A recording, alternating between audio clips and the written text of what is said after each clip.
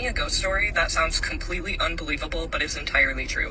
Trigger warning, I'm going to mention, it's taken me so long to tell this full story because it's genuinely one of the scariest things that's ever happened to me. So when me and my husband bought our first house, things started to get weird very quickly, but it took about 2 years before it all came to a head. The first thing that I noticed is every morning when I woke up, even though I had tucked all the chairs into the kitchen table, one chair was always in the same chair, was always taken out from the table and facing down the hallway, which was where all the bedrooms were. That happened for a while, and it took me a minute to pick up on the fact that it wasn't my husband doing it, and my husband picking up on the fact that it wasn't me.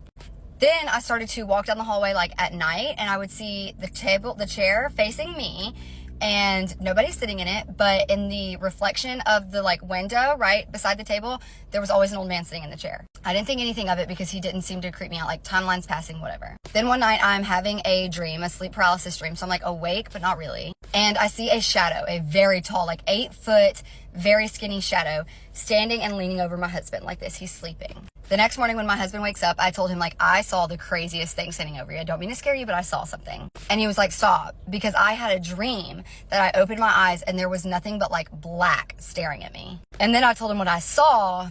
And like, I mean, you just like that kind of coincidence. A few months go by and then we're sitting in the living room, and this is a house that was built in the 60s. So we had this like big bay window in the living room, and we were on an acre, and basically all of that acre was our front yard. And we hear scratching on the front window, on the outside of the front window. And it wasn't anything like a raccoon, or it could have been anything like that. We were still in a neighborhood. And that just wasn't something we often saw. I mean, the front porch was literally like this big. I wouldn't even call it a porch. So me and him get kind of like uncomfortable and weird. We're like, let's go back to the bedroom. We go back to the bedroom and we lay down, and all of a sudden we hear such a loud bang. We thought that both of our bookshelves, we had like 8 foot tall bookshelves in our living room with we collect old books and like all the old National Geographics. We heard them fall, and both of our cats went running to the back of our house. They came running under our bed. And so we slam the door. We start kind of like game planning, like, what do we do? What do we do? We're thinking somebody's in the house. They just like busted our door down and the bookshelves fell, like something's going on. We get some protection and we go out to like see what's happening. Nothing was out of place. Nothing had fallen. Nothing. And we know we weren't crazy because our cats reacted.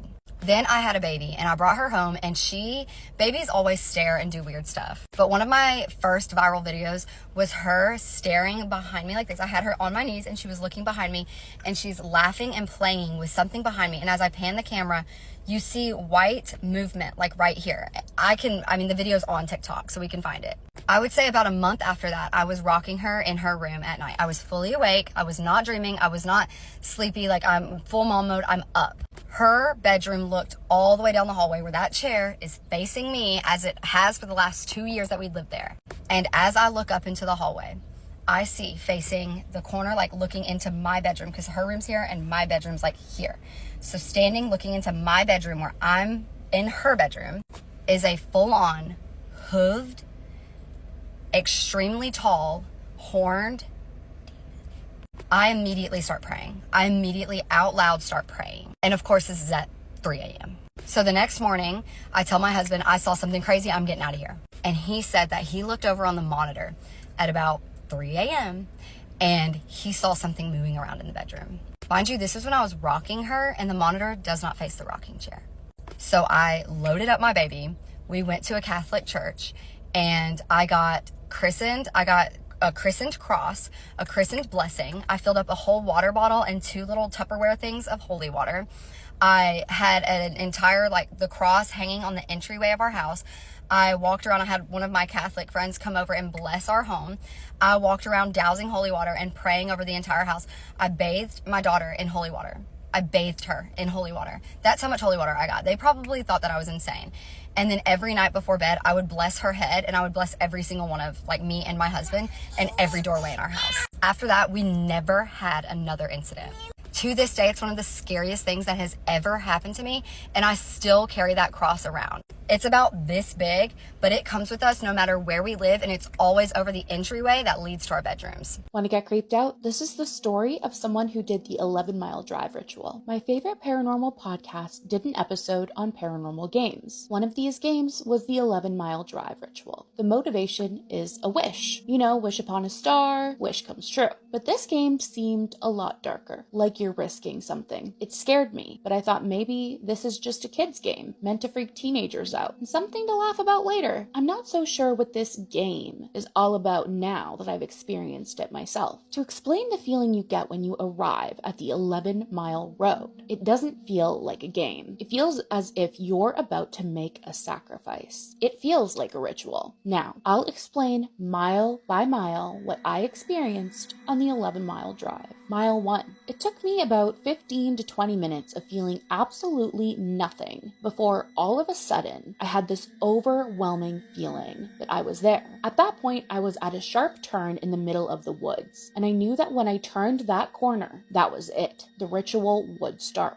I did not feel a pull forward. I wanted so badly to turn around, but I just went. I just drove. At first, there was no change, but right as I was coming up into the second mile, the temperature seemed to plummet. I checked the paper I wrote the rules on and turned up my heater. Mile 2. I find myself reaching to turn the heater on full blast. It is cold, and that's all. It's just cold. Nothing else seemed to be out of order. Mile 3. I see one person walking along the right side of the road with a backpack. This looked to me like an actual human, though the fact that I was traveling along a desolate back road in the middle of nowhere does strike me as odd. However, this person never looked at my car. He appeared in the rear view mirror and appeared to be playing on his phone. He looked very real and very normal and very unbothered. Besides this, I saw nothing else. Mile 4. This is where got weird for me. I started to really fear the situation for the first time, and as I drove past a small clearing from the trees, I swear I thought I heard a fist hit my window and the sound of someone shouting my name. It was as if it was right outside the window. I have no explanation for this, except for in the case that my imagination was running wild at this point. Either way, I was shaking and involuntarily sped up. I considered turning around, but I just kept driving. Mile 5. Nothing crazy happened during mile 5, actually. It was during mile 5 that I was able to take a breath and calm myself down. Mile 6. Nope.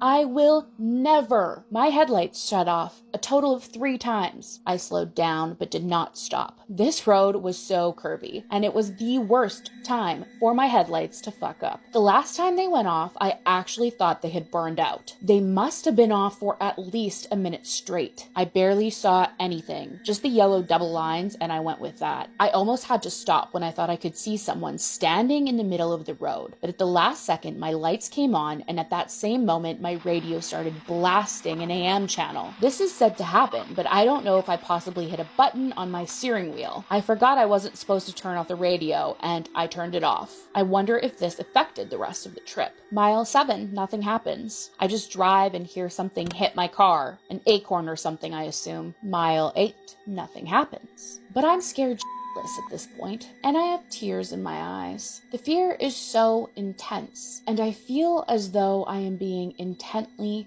watched. It felt as if someone was right behind my ear, looking at me and waiting for something. I kept waiting to hear someone start screaming. Mile 9. My car stalls. Yep, it happened. The one thing I thought will not happen. Oh baby. I close my eyes as tight as I can, as per instruction of the rules, and I am screaming. I keep trying to start my car, and finally it starts and I take off. I don't know if anything else happened. I just start going, screaming the whole time. I didn't see anything, but I swear I heard laughing at some point. In my memory, I can't pinpoint exactly when it was that I heard the laughing. Mile 10, I'm still freaking out. I'm crying, but I don't see or hear anything. I was pretty much just trying really hard to convince myself this was all just a coincidence and random, and there was actually nothing to be afraid of.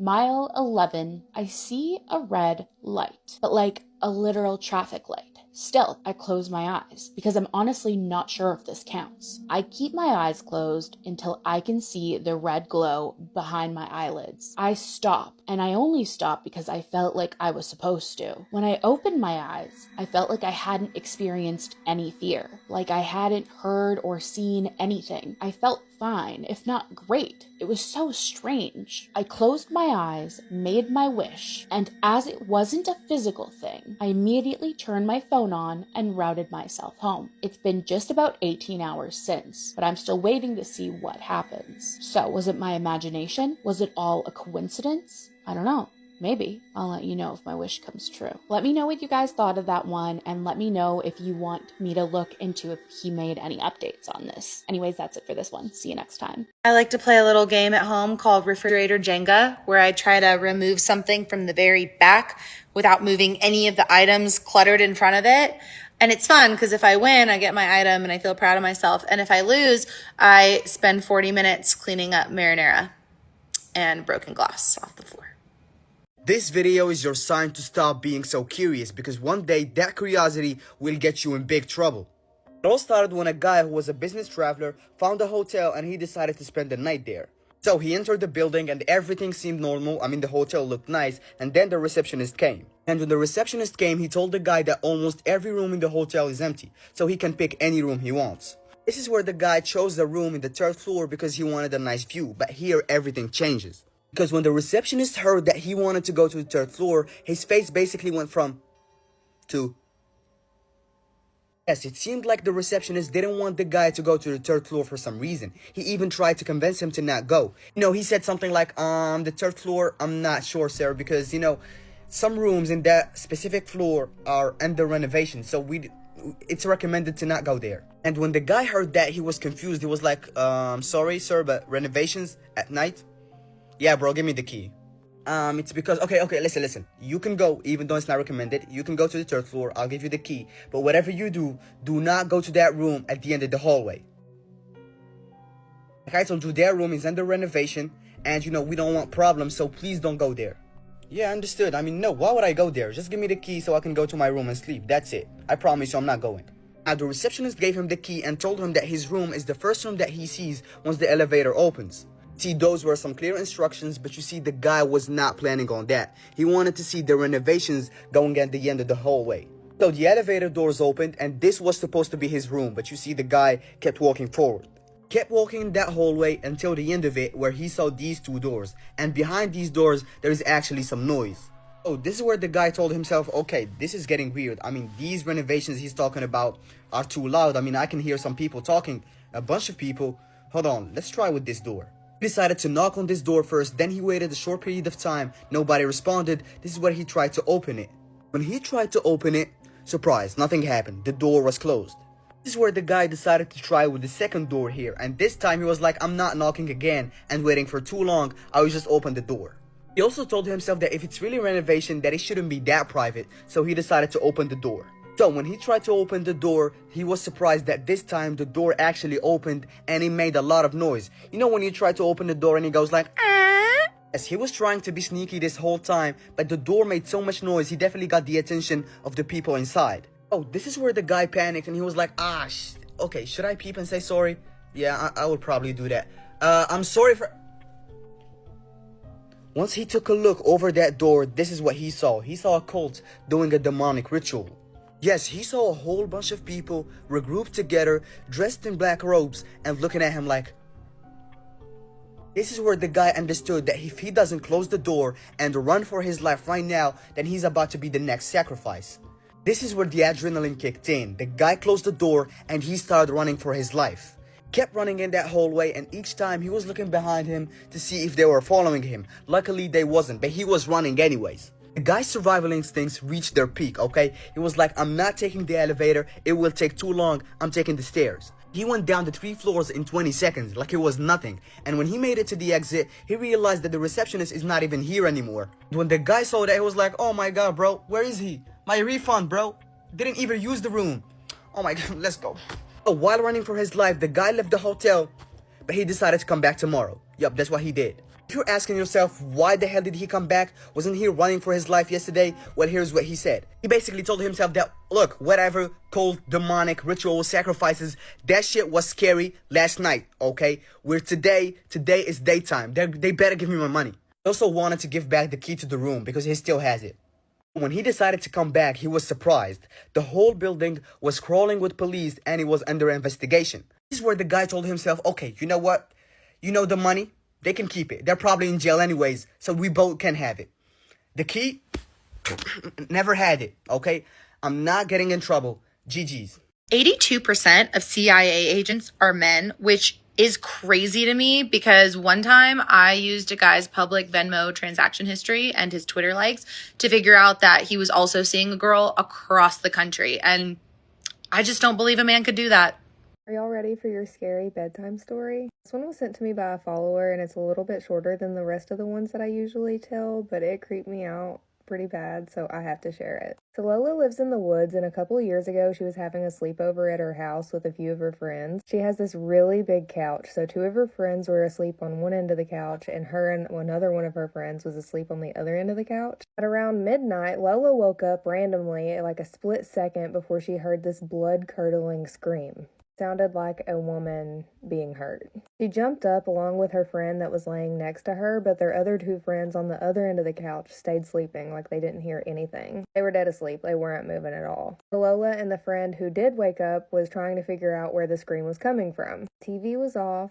Her mom was asleep. She decided to just brush it off and try to go back to sleep. The next morning when everybody woke up, they told her mom and their friends about what they heard and asked if they had heard anything, and none of them had heard anything at all. They were looking up animal sounds, trying to figure out if any of the sounds matched what they had heard, and nothing did. The scariest part is they were taking pictures out in the backyard earlier that day because they have like this really pretty big forested backyard. It was snowing and just the perfect opportunity to take pictures. As they were going back through these photos that her friend had taken, in one of the pictures it looked like there was a girl peeking out from behind a tree. They didn't notice that until after they heard the scream, so of course they were super freaked out. Still can't explain it, but they've never heard that again to this day, so they don't really know what happened. Let me know what y'all think about this story in the comments, and if you have a story that you want to send to me, you can send it to my email address, which is linked in my bio. As always, I look forward to seeing you in another video. Love y'all. You're quiet. Yeah. I'm trying to gauge how awkward and myself I can be in this new social situation. So I will be quiet until then. And then once I figure it out, you'll probably wish that I would go back to being quiet. Do not listen to this scary story at nighttime or right before you're going to bed. Because I love you so much, I'm giving you this warning because what the fuck? So typically I listen to a lot of Spanish scary stories because I like translating them for you guys. I typically listen to these when my husband's asleep next to me and I'm just like scrolling story through story, right? I will say when I listened to this story, I got full body chills, right? But I was like, okay, cool, I'm saving this. This is gonna be a good ass story, and I just kept going. A lot of the times you guys ask me in my comments like, how do you sleep after reading all these stories? And I'm gonna be honest, I sleep perfectly well. Like typically I'm not scared, and I wasn't scared last night, which is why it's so weird that I had a dream about this fucking story. I guess this story really impacted me more than I thought. So I'm gonna translate the story for you guys, and then I'm gonna tell you the dream that I had at the very end. So there was this girl, she was around 15 or 16 years old, and she lived with her mom. Unfortunately, her mom lost her job and they had no money, so they ended up losing their house as well. So one of the mom's family members tells them that they have a house that they can live in because they didn't want them to be homeless, but unfortunately this house was like away from civilization. This house was in the middle of nowhere, surrounded by like hills and mountains, but since the mom and daughter had nowhere else to go, they accepted the offer and decided to go live in this house. They end up going to the house, and when they get there, they notice the strangest thing ever. Right in front of the door is this big ass tree. Like the tree was so big that when they would try to open the front door, it would be hitting that tree. So the mom thought it was really strange that the tree would be like right in front of the front door. So the people who actually gave them a ride to that house noticed the tree as well, and they told the mom that if she wanted to, they can also help her remove that tree so that it doesn't stop the front door from opening. And she agreed, so they decided to do it then and there. When they removed that tree, on the roots of like where the tree was growing, they see like a skeleton of a baby. The mom says that it looked like maybe someone had buried the baby a very long time ago because the bones of the baby's skeleton were just being eaten by the roots of that tree. She said that they didn't end up telling anybody about it. She just, had the tree removed, they saw that, and they just like moved on with their lives. Time passes, and in this house, it's a 2-bedroom home. It's a little small, but it does have a hallway that leads to both of the rooms. Both the mom and the daughter start hearing noises in the hallway, and they realize that it sounds like a little baby. She even said it doesn't sound like an animal, it didn't sound like a kid. There was no like steps walking. It sounded like a baby playing in the hallway. So the mom almost felt guilty because she felt like something had happened there. I mean, they found the baby bones, and she just felt really bad that maybe the baby ghost was there. So she started leaving out baby toys in the hallway. I already have chills. So after leaving the toys in the hallway, the mom says that they would then start hearing this baby playing with those specific toys that were left out for it. She mentions that nothing scary would happen, but she did feel that over time, the baby's energy was growing and growing. So one day, the mom and daughter get into a really big fight. And I mean, they were screaming at each other, like they were going at it, and the daughter ends up going to her room and like slamming the door, and mom also goes to her room and slams the door. So when the mom goes into her room, slams the door, and sits alone, she realizes that maybe she was a little tough on her daughter. Mom felt so bad and so guilty that she's like, I'm gonna go to her room and I'm gonna, apologize, and let's try to talk through it. So the mom goes and she knocks on her daughter's door, and of course the daughter didn't answer because she was pissed. After the daughter not answering her door, the mom still decided to open the door, and she starts off with, look, I really need to talk to you.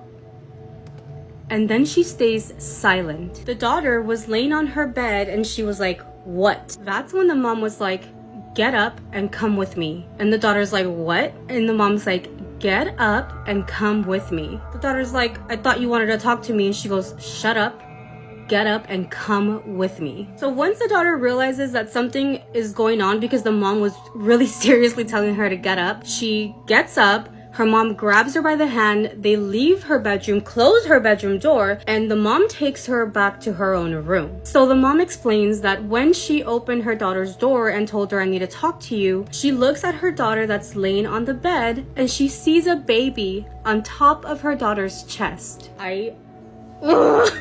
She says that the baby was not a normal baby. When the mom was telling her daughter, get up and come with me, that baby would hold on to her daughter even tighter, looking at the mom and smiling at her. Oh my god, look at my heart. I think the reason why I imagine these stories in my head, so I'm seeing this shit like a movie in my brain. Can you imagine? She walked in there feeling so guilty that she got into a fight with her mom, tries to talk to her, and fucking sees a baby on her daughter's chest as she's telling her, get up and let's go.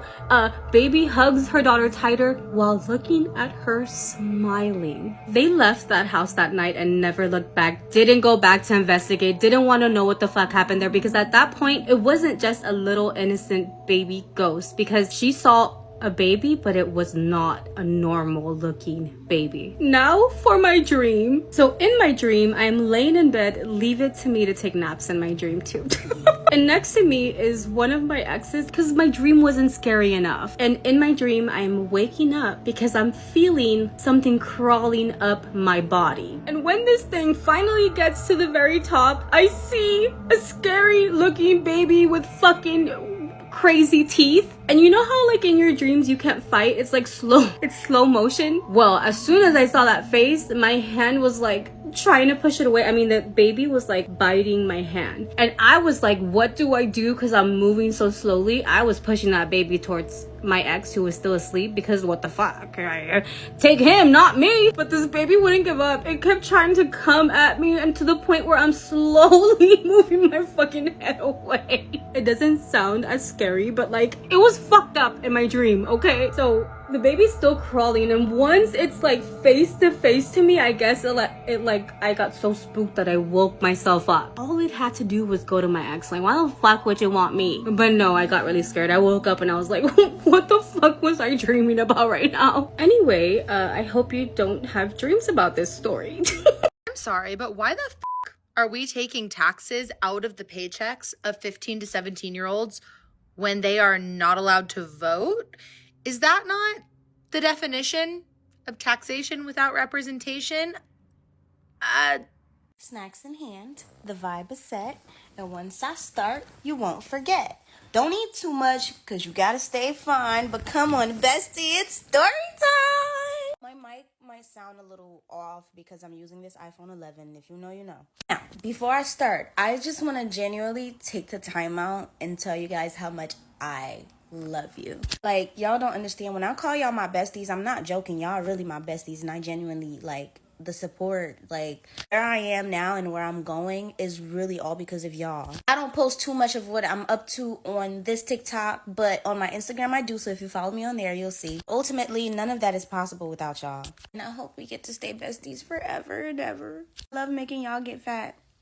Okay, I'm gonna tell the story now. And trigger warning, before I tell the story, there's kidnapping, there's essay, there's a lot. For the sake of the story, let's call her Julie. Now, this story happened back home. She's now in the US, but this was back home. She didn't even want to say what country she was from. She just said back home. So one day, Julie is walking home from school, as any other 10-year-old do back home. Now, every time she walks home from school, there's always this guy that sits on his porch, and he always looks at her in a weird way and tries to have conversations with her, but she doesn't really pay it any mind because he never, like, did anything. He would just be like, hey, beautiful, you look so pretty. But mind you, this guy is so much older than her. She's 10. Anyway, so one day she got in trouble at school because she ended up fighting this other girl that was trying to bully her. Now, she didn't get in too much trouble, but the other girl did. They whooped her ass. If you know, back home, schools are allowed to whoop your ass. Probably not anymore. I don't know. But back then, yeah. Anyway, so after school, the other girl didn't really like the fact that she got her ass whooped because of Julie.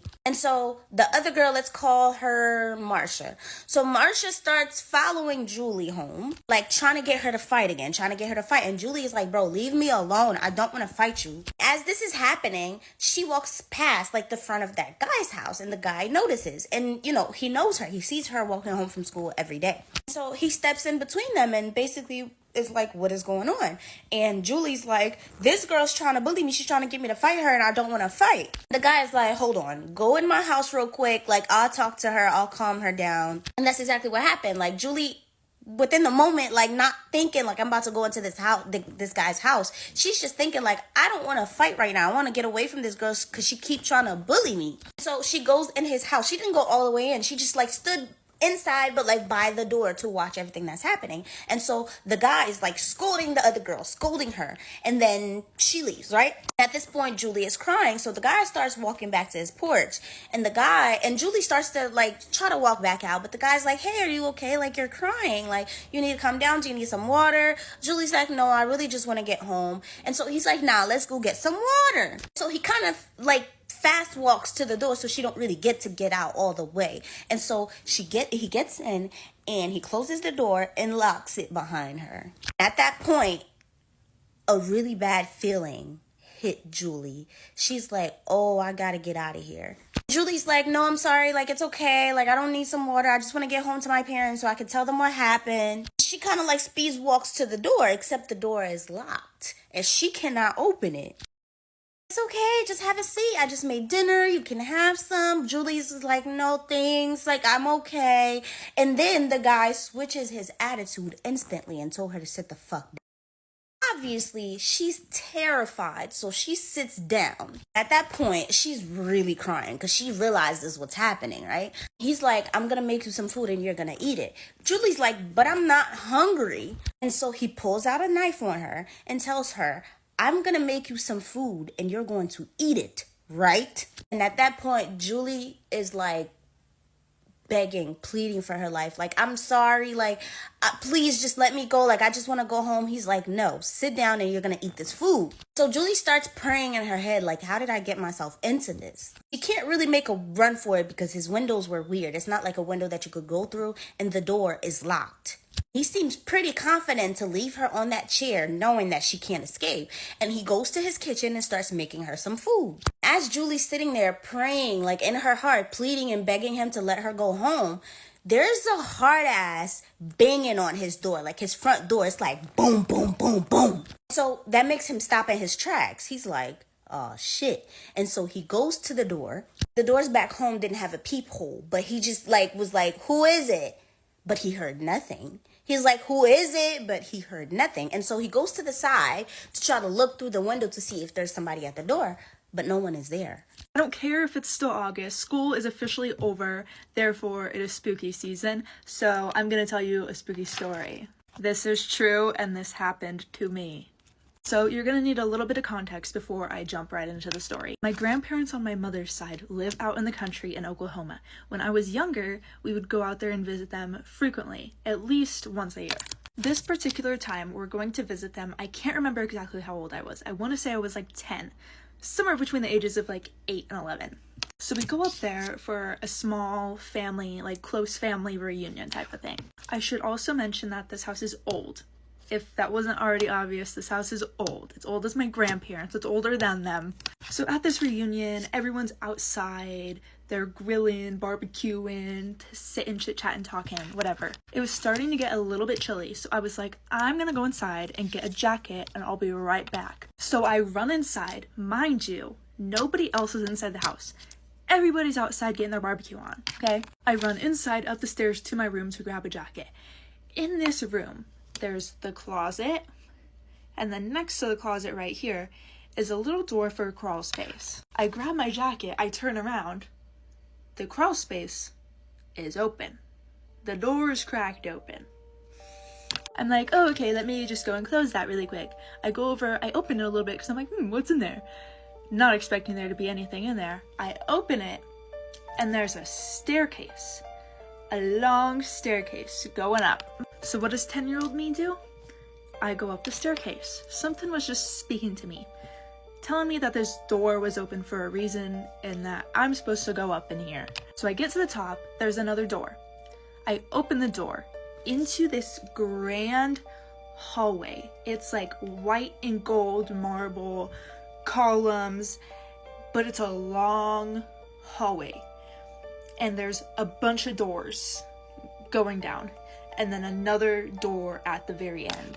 Immediately, I'm like, what is this? Where am I? And a little freaked out, obviously. Something was calling me to go to the door at the very end of the hallway. Forget all the other doors, go to the one at the end of the hallway. So I start walking down this very long hallway. And all of these doors are shut, right? And then I feel like something's watching me. I look and I see further down the hallway, one of these doors on the left side, an old woman, a very creepy old woman, is peeking her head out of the door and watching me.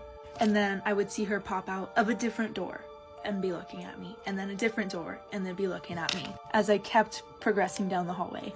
Finally, I reached the end of the hallway to the door at the end, and I was so compelled to open it.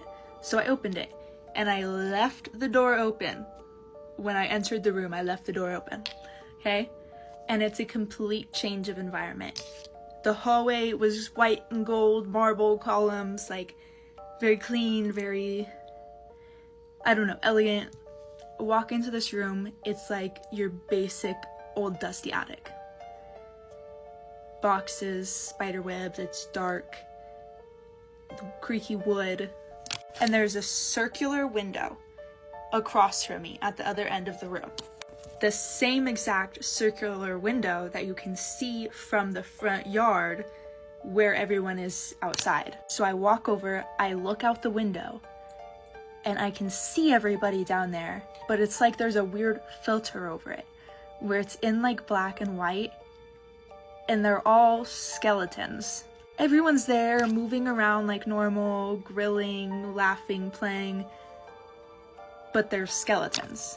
And as I'm registering this, processing it, the door behind me slams shut, and I turn around, and the creepy old lady is standing behind one of those piles of boxes, looking at me with the most sinister, it was the most evil I've felt in my life.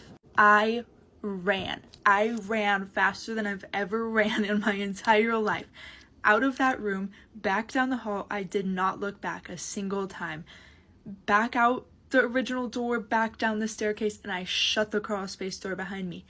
I grabbed my jacket off of the bed where I had set it before I went up there, and I put it on, walked downstairs and back outside like nothing happened. The next time that I come over to visit my grandparents, about a year later, I have not told my grandma this story. I've not told her anything. I come over, I go to sleep in this room.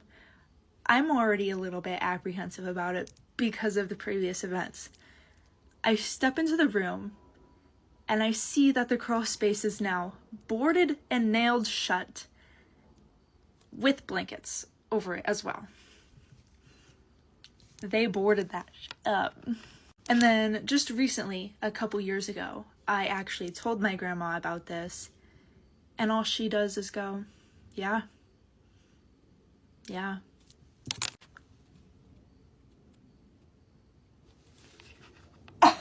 Goodbye. I have a scary story time for you. This time last year, these two girls, best friends, one of their dads sells their camper van, and somebody is going to have to drive the camper van from one side of the UK to the other side of the UK. And the girls, even though they're 19, they volunteer as tribute. They think it sounds really fun and they're going to do a bit of sightseeing. So off they go. They're going to drive there and then they're going to fly home. As soon as they set off, like nothing is smooth sailing. It's like this car is literally cursed. They get a flat tyre, they get lost, they hit loads of traffic. So they end up nowhere near where they need to be. And they are both absolutely exhausted. And by this point, it is like early hours of the morning. And so they both decide, why don't we just pull over, have a nap, tomorrow's a new day. If anyone has a problem with us parking here, they can just come and knock, move, you're in the way, or somebody's not happy with them parking there. So they pull over into this road, and by this point they have been driving for hours, and so one of them needs to use the toilet, and they find a little area where they can do their business, and both of them immediately feel like they're being watched, but it's a well-lit area, and so they brush it off. They get back into the caravan and they turn the lights off, and they're trying not to freak each other out, but both of them feel like they can see the shadows of somebody walking around the outside of the camper van, but they're too scared to pull the curtains back. Eventually that stops and they just think maybe it was teenagers, and so they finally fall asleep. But they wake up to the sound of somebody trying to get in to their camper van. This person is wiggling the locks, so they rush to the front and they pull the curtain back, and there is a man standing there smiling in at them. So both of the girls are kind of miming to this man like, is everything okay?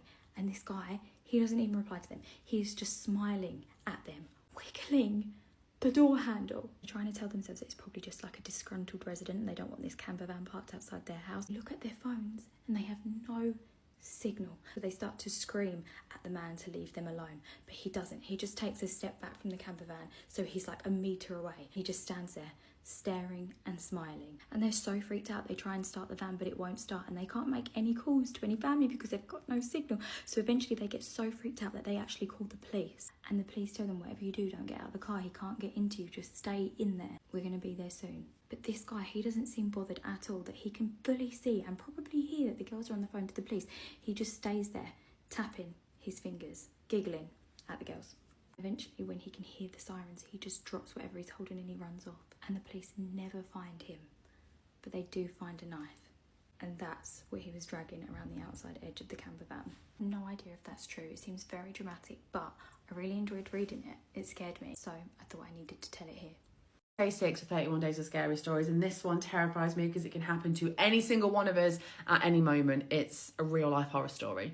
It happened in 2006 when a truck collided with a minivan, killing 9 people, 6 of which were students from Taylor University, 9 were staff members, and the one sole survivor was identified as Laura Van Ryn. This crash was an absolute mess. It was lucky that Laura survived because there was not much left. As you can imagine, Laura spent weeks and months in surgeries and therapies, learning how to walk, learning how to talk. For months and months and months, she was unconscious, and unfortunately she missed the funerals of her fellow students and staff members, and life began around Laura while Laura was still recovering. Laura's family members did not care what condition Laura was in. They were just thanking God that God had gave their daughter a second chance at life. So the moment her parents received the phone call from the doctors that Laura was awake, they rushed to the hospital, hoping to embrace the daughter in their arms.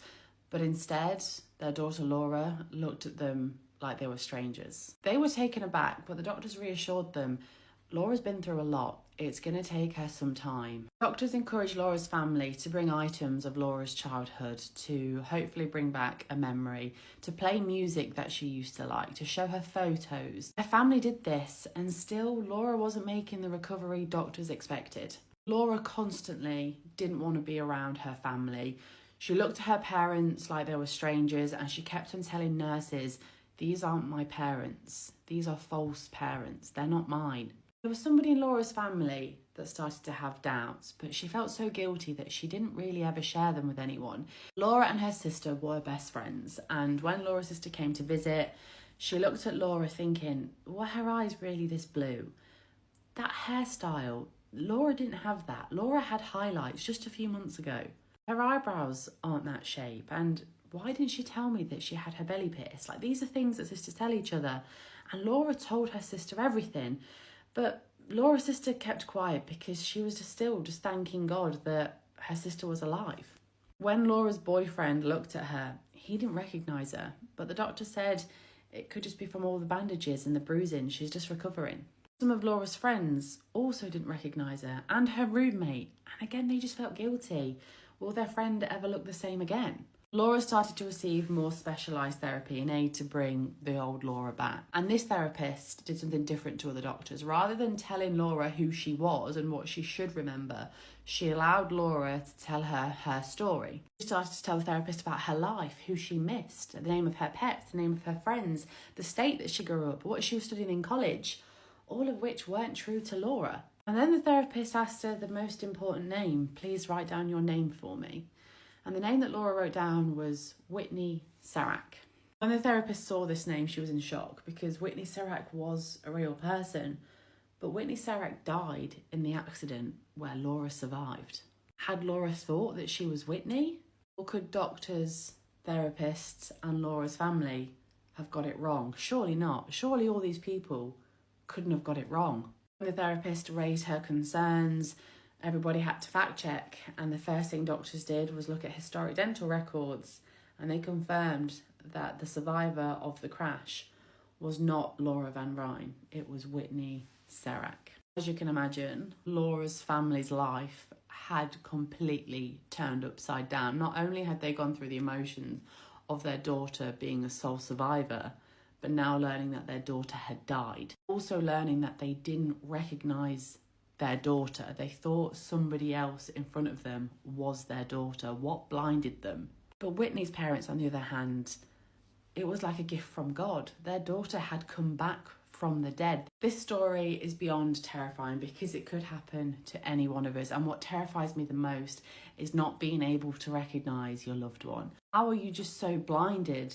that the person in front of you is a stranger and it is not your loved one? Like, surely her parents had doubts. Like, I struggle to believe that they didn't. Because these girls, although they match the same height, weight and hair colour, they look like different girls. They're not twins. If you want to know more about this bizarre situation, you can read the book Mistaken Identity, written by Whitney Serac, where she explains the struggle that she's gone through life, living as a dead girl and witnessing her own funeral, witnessing her own gravestone. Like, how wild would that be? If you've got a scary story you want me to talk about, make sure you email it me or DM me. See you tomorrow for day 7. Not to be dramatic, but if I dropped dead tomorrow and woke up in hell, it would probably take me 2 to 3 full days to realize that I was not just in another HR-backed team building workshop with my coworkers. If you're easily scared, don't watch this at night. Personal spooky story time, and we're gonna call this one, That Wasn't My Brother. When I was about 18 years old, I had gone out, and I had a very strict dad growing up.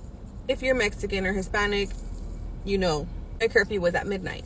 Thankfully, my sister would cover for me, and she would hide pajamas in the restroom. That way, if I got home late, I would go straight to the restroom, I would change, and if he caught me coming home late, I was already in my pajamas, and I'd be like, what do you mean I was in the restroom? So this specific night, I get home past my curfew, I go straight to the restroom, I use the restroom, wash my face, brush my teeth, put on my pajamas.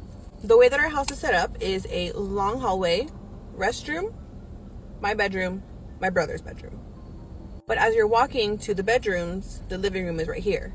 So as I'm walking to my bedroom, the house is dark as hell. Our front door has glass and the porch light kind of gleams in. So I'm walking to my bedroom and I happen to look in the living room. Right in front of our front door, I see a little boy. And he's standing there. But what's crazy is the way that he's standing in this perfect spot, the light cuts off right here. So I can see from here down, but I can't see his face. His face is literally black. Like, I can't see any features. I can't see nothing. I'm not exactly sure what he's wearing, but it looks like overalls or something like that. My first instinct isn't, oh my God, that's a ghost. My instinct is, what the hell is my brother doing awake right now? So I stand there and I'm calling for my brother. I'm literally like, Eric. My brother's name is Eric. So I'm whispering and I'm like, Eric. Trying to make sure that my parents don't hear me because it's about 3 a.m. and my brother is just standing there. And I'm like, God. Eric. Nothing. No movement. Nothing. So I'm literally standing there for what feels like forever, waiting for my brother to cut his shit out and fucking go lay down because I'm about to get my ass kicked. And he's just standing there. So now my wheels are turning and I'm like, okay, what's going on? And when I tell you this is the most I've ever been scared, like I was shook. I was shitting myself. I decide, okay, I'm going to go to my brother's room. Turn on my flashlight. I'm looking and my brother is asleep in his room. I was so scared. I didn't even go back to my room. Like, I was freaking out. I've talked about my mom's house being haunted before. What's crazy is that it's inexplainable because my dad built their house. I'd understand if it was like an older house or something like that, but it was a new house. Like, I have not done any research on the land, if there used to be something there, if something happened there. I have not done any research, but I have seen and heard so many things inside that house. It is fucking haunted. It wasn't a mimic because now that I think about it, this little boy was definitely younger than my brother, and we've seen him many times. He loves to play peekaboo.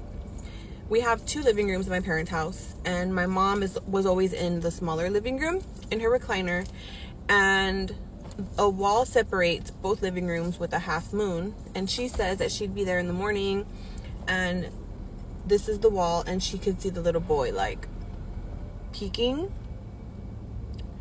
and when my mom would go and look, he'd kind of like, or if this is the wall, he'd kind of like, you know. But at least it's a friendly ghost. If you guys have any spooky stories that you'd like to share with me, please send them via DM or email and I'd love to read them. And I will see you guys in the next spooky story. Bye! Anyone want a scary story? Because this one's going to stay with you. So just be prepared. You know, I always say this is one of the scariest stories I've read. But imagine this happening to you. Like, just imagine what you'd do in this situation. So it happened in 2014.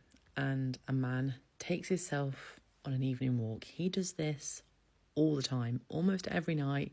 He likes to get his steps in before bed. It calms him down after his work day. He does it any season, any weather. He loves going on his nighttime strolls. He says it must be about 9:30 and it's November time, so it's pretty much dark. He does his usual everyday route down some blocks, past some parks, and he's on a long stretch of road that he's walking on a path that is adjacent to a park. So as he's walking on the path, he can see through the fence the park. He says he usually sees homeless people in there, groups of youths on bikes doing whatever.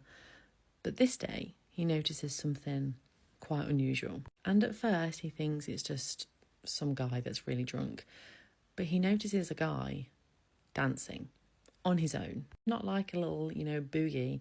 He's like doing the waltz on his own. So he's like got his whole body movement. His head's looking up and he's doing 4 box steps, but he's noticing that every box step he takes, he's like taking a step forward. So he's dance walking. He's also moving very quickly, and he's pretty much dancing alongside this man while he's walking, but there's a fence and like some hedges and trees between them. He gets a funny, unnerving feeling, and he's like, if this guy's drunk, I don't want to be around him. So he crosses the road. He keeps looking back at this man that's dancing, and this man that's dancing is now on the other side of the path. So there's a road between them, and he's still doing this dance, moving quite quickly, quite animated. Eventually, when he turns to face the guy walking across the road, he notices that his head has not stopped from being straight up looking at the sky, but his eyes are wide open, and so is his mouth. Sorry, what? Just... Ooh. The guy's walking quicker. He's like, I need to get away from this guy. I want to go home. He's walking. He keeps on looking back, and he notices that this guy's now out of sight, and he has a moment of relief, like, he's gone back to the park, you know, he's gone home, he's left me alone. Oh no. He now notices that he's much more further ahead, so he's moving very quickly. He's crouched down, same facial expressions, like looking at the guy. The guy walking home is shocked. He kind of just stands there and takes a few steps back. The guy that's now crouched down on the opposite side of the road takes big, animated, like cartoon-like steps, big strides on his tiptoes, very quickly across the road, so they're now on the same side of the road. It's about a car's width between them. This guy really thinks he's going to get mugged, he's going to get whatever, so he shouts to him, what the fuck are you doing? But he knows that when he shouts that to him, his voice breaks because of how scared he is. Then the creepy dancing weirdo stands up straight and just takes one step forward, and the main guy takes one step back, and it's like he's very briefly like animating him, like copying him. The man's facial expression changed. He's now got a really big grin on his face, and he's edging closer. The man shouts again, what the fuck are you doing? Leave me alone. And rummages in his pocket, tries to find his keys. This is when the man just stops, turns and walks away. And pretty much so does the main guy. He's walking quickly. He's like, I need to go home. This is a really weird experience. This guy isn't normal. I need to get away from him. As he's walking, he keeps on looking back. He keeps on looking back, and the man has just stopped and is staring in his direction. However, the next time he looks back, he's getting bigger. No, he's now just sprinting towards him, mouth open, like a maniac down the street. What would you do in this situation? Oh, this guy just runs away. He says he chases him for at least 2 miles, and he eventually loses sight of him when he goes down like a back alley and over someone's backyard and up to an old apartment block where he knew quite well. He was essentially like hiding in this apartment block doorway until, well, this guy was just gone or lost track of him. I don't know. He eventually plucked up the courage to walk home. I don't know how he had the balls to do so. When he got home, he lived in an apartment. He opened up his curtains just to check, you know, and he wished he never did. Because guess who's just dancing the waltz down his street? Yep. The person writing this story said that they never went on an evening walk again. Never did it. Even when they moved out of that city, they never went on an evening walk again because the guy that they saw wasn't a normal guy. What would you do in this situation? Why are people so weird? Honestly, I think there's a subbreed of human because some of these stories are getting wild. As many of you know, I grew up in deep Appalachia. I now live in Atlanta, Georgia, and there are times where I'll tell my friends stories from what happened to me when I lived out there, and they're like, what? I already posted about my UFO story last year, and that video got to like 3 million views. But today, I'm going to tell you guys the story of when I was a kid and I encountered a skinwalker, or at least what I thought was a skinwalker. I hate long intros, so I'm just going to get into the story. The place I lived was a place called Jasper, Georgia. It's right next to LJ, And I lived in the place where the show Squidbillies was based on, and we have a Squidbillies shrine in our town center.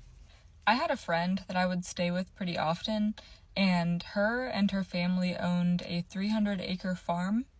And when I say family, it's just her and her mom who live there.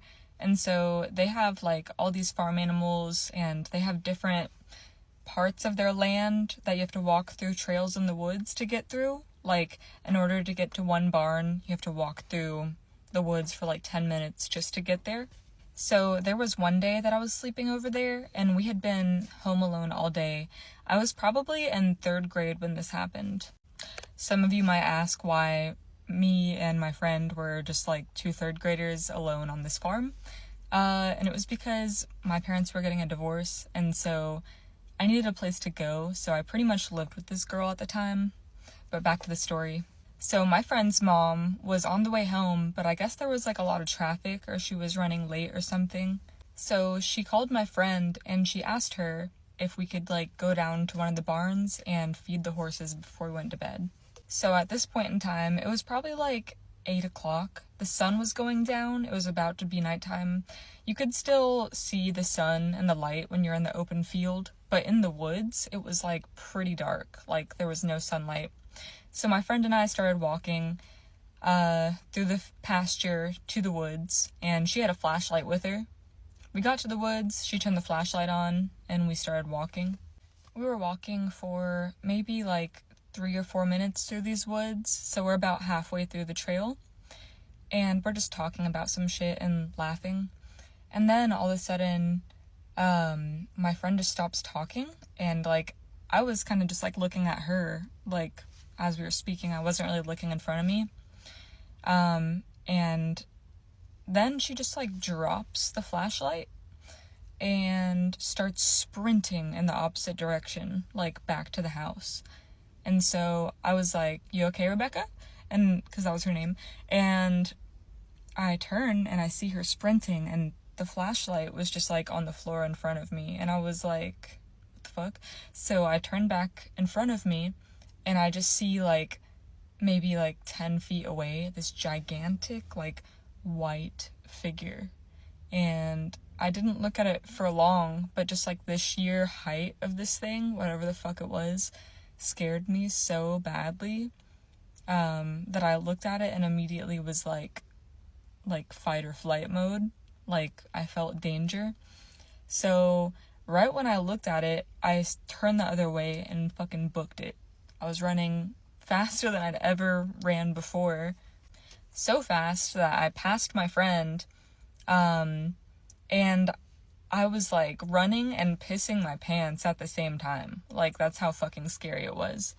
And so I ran all the way back to her house, and in my brain I was like, what is the one place I can hide right now where no one will find me? And the only thing I could think of was like, I just ran to the laundry room and I got in the dryer. And so I was just sitting in the dryer, and it was like one of those old school dryers. It wasn't like plastic clear cover, so it was just like a white door that closes it from the front. And so I was just in there. I was like curled up in a ball, and I waited like, I don't know, what seemed like 15-20 minutes. I was just in there covered in piss. And eventually I thought that whatever the fuck was in the woods had like killed my friend, and so I was just crying and like I was freaking out, but I was also terrified and didn't want to die, so I was just sitting in there. And then eventually my friend walks through the door, and I can tell that she's crying and she's like hyperventilating. She's like like I hear that. And so I open the dryer, and she's like scared when I open it, obviously. And I was just like also crying, and we hug each other, and I was like, "Where did you go?" And so she told me that she had ran and she got into like this trailer that was kind of near the house, because it was the only place she could think of to hide.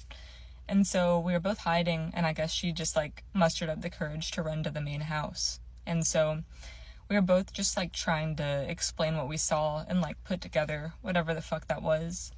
And this was like 2008, maybe 2009. So I think I was like 12 or something when this happened, but This was way before, like, creepypasta or, like, any of these stories were, like, even around, so we couldn't even put a name to, like, what the fuck we saw out there. And so when her mom finally got home, we tried to explain what just happened, and she just, like, dismissed us, and she was like, you girls are just, like, overreacting. You guys saw a bear or, like, a deer or something, which is still terrifying if we saw a bear, but it definitely was not a bear, because this thing was, like, pure white. And in the dark, it's, like, the only thing you can really see is, like, if there's someone standing in front of you with a white t-shirt, like, you're gonna see that. But this thing was completely white, and that's all I remember is just, like, this gigantic, like, 7 or 8 foot tall thing just, like, standing right in front of me, staring at me. And so I'm not friends with this girl anymore. I haven't talked to her in probably, like, 15 years. But I just remember that story, and I remember being so scared that I pissed myself. And the only thing I could think of that being is, like, a skinwalker. So maybe that is a skinwalker. But yeah, I hope you guys enjoyed that story. I've never told that on here, so I hope you guys were entertained and enjoyed it. And maybe got scared. But anyways, later this week I'm going to post another story about the Appalachian feral people, because I think I also had an experience with that when I was younger. There was a lot of weird shit that happened. But yeah, thank you guys.